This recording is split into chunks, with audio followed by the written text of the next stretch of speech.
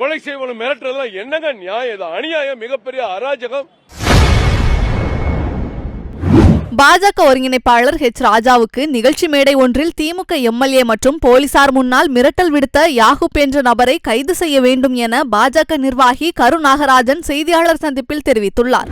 சுற்றி நிற்கிற அனுமதியோடு ஒரு கூட்டம் நடைபெறுகிறது. அந்த கூட்டத்தில் பாஜகவினுடைய முக்கிய தலைவரை நான் நினைத்தால் 24 மணி நேரத்தில் கொலை செய்வேன் என்ற தொனியிலே ஒருத்தர் பேசுகிறார் என்று சொன்னால் இது நாடா அல்லது சுடுகாடா? இதைத்தான் முதலமைச்சர் அமைதி தவழ்கிற மாநிலம் சொல்றாரா? இல்ல இப்படி என்ன வேணாலும் பேசட்டுன்னு திமுக எம்எல்ஏ மேடையில் இருந்ததுனால திமுக அனுமதியோட தான் பேசுறாரா அப்படிங்கிற சந்தேகம் எங்களுக்கு எல்லாம் இருக்கு. என்ன இருந்தாலும் இப்படியெல்லாம் பேசி வன்முறையை தூண்டுறது, சமூகங்களுக்கு இடையில குழப்பத்தை ஏற்படுத்துறது, மாநிலத்தில் அமைதிக்கு எதிராக இருக்கிறது, எதெல்லாம் அவரை கைது செய்து சிறையில் அடைப்பதற்கு, குண்டாசில் அடைப்பதற்கு தேவையோ அதெல்லாம் அந்த பேட்டியில் இருக்கிறது, அந்த பேச்சில் இருக்கிறது. இதை கண்டித்து நாங்கள் மனு கொடுத்து கொண்டிருக்கிறோம்.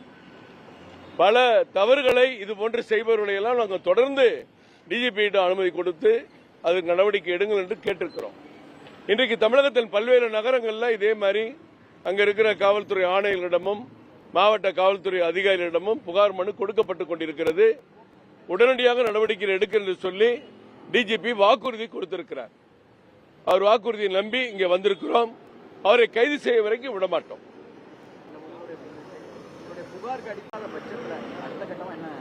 அப்புறம் நீதிமன்றம் இருக்குல்ல, அதுக்கு தான் பால் கனகராஜ் அண்ணா வந்திருக்காங்க, சவுந்தரராஜன் வந்திருக்காங்க. அவங்க இதை வேடிக்கை பார்க்க மாட்டாங்க. இவங்க யாரெல்லாம் கைது பண்றதுக்கு இந்த காரணம்லாம் போதுன்னு தனிப்படை வச்சு தேடுறாங்களோ அதே மாதிரி இவரை கைது பண்றதுக்கு இது பத்தாதான்னு நீதிமன்றத்தில் கேட்போம்ல. எந்த நீதிபதிகள் 15 நாள் காவல் என்று சொல்லி அனுப்புகிறார்களோ சிறைச்சாலைக்கு, அந்த நீதிபதிகள்கிட்ட ஐயா நியாயம் சொல்லுங்கன்னு எங்க மாநில துணைத் தலைவர் பால் கனகராஜ் கேட்பாரு, எங்கள் வழக்கறிஞர் அணி தலைவர்கள் கேட்பாங்கல்ல. அதை நாங்க சும்மா விட போறதில்லை.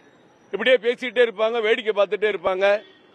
இது என்னங்க இது? யார் வேணாலும் கொன்றுவேன், அடிச்சிருவேன், மிரட்டுவேன், தனிப்பட்ட சண்டையில நடக்குது, தனிப்பட்ட கொலைகள் சம்பந்தம் இல்ல அப்படின்னு எல்லாம் வரிஞ்சு கட்டி பேட்டி கொடுக்கறாங்க.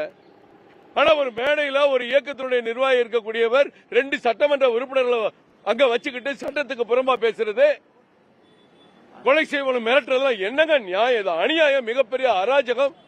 இது முதலமைச்சருக்கு இது நியாயமா என்ற கேள்வியை நான் இங்க வைக்கிறேன். செய்திகளை உள்ளது உள்ளபடி தெரிந்து கொள்ள ரெஃப்ளெக்ட் நியூஸை சப்ஸ்கிரைப் பண்ணுங்க.